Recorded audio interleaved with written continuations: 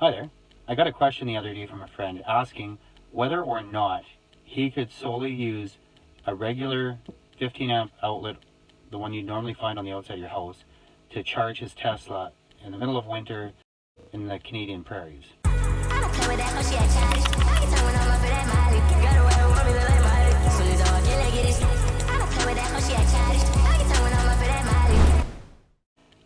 And that was a tricky question to answer because yes, technically you can, but it's gonna be very slow and only add a few miles per hour, 1 to 3 when it gets really cold.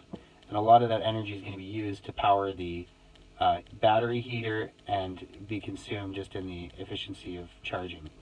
So it really is not a good idea to have that as your sole source of power. Now if you supplemented that by supercharging or a different means, that would be better. I was at an airport a few weeks ago and it was cold outside. I plugged in and it took the entire trip several days to fill the battery up with the mobile charger, and it was actually, the nominal output is 12 amps on a 15 amp plug.